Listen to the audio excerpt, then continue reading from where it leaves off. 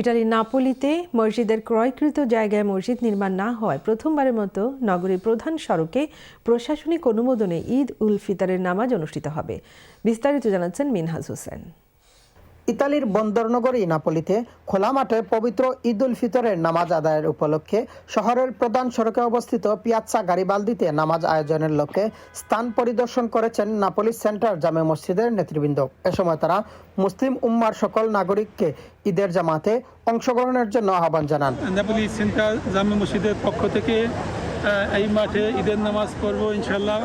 প্রশাসন থেকে পারমিশন আনছি, আপনারা সবাই এখানে এসে নামাজ পড়বেন। আসলে এই নামাজটা হবে আমাদের নাপোলি সেন্টারে সিরকুমো বিসুবিয়ানো স্টাসিওনের সামনাসামনি। মসজিদ কমিটির নেতারা জানান, প্রতি বছর বিভিন্ন মসজিদের আয়োজনে নামাজ আদায় করলেও এবার ক্রয়কৃত নতুন মসজিদের আয়োজনে অনুষ্ঠিত হবে ঈদের জামায়াত।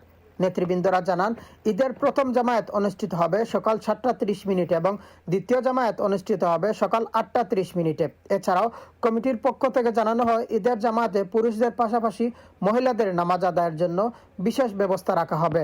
নিরাপত্তা, শৃঙ্খলা এবং নামাজ আদায়ের সুবিধার্থে স্বেচ্ছাসেবক দল হিসেবে কাজ করবে মাদারীপুর জেলা প্রবাসী যুব সংঘ। খোলা মাঠে নামাজে আদায় করার জন্য যে আয়োজন করে থাকি, এই বছর আমরা পিয়াসা গারিবালদিতে আমরা গির্জার সামনে মাঠ অনুমোদন পেয়েছি। প্রবাসে বসে ঈদের পূর্ণতা পায় সবাই একসাথে মিলেমিশে জামাতে নামাজ আদায় করার মাধ্যমে। একসাথে 1000 লোক জামাতে নামাজ পড়ার মাধ্যমে আমরা সেই আনন্দ সবার মাঝে উপভোগ করতে চাই। নাপোলি থেকে ফিরে Minhaj Hossain, channel S news.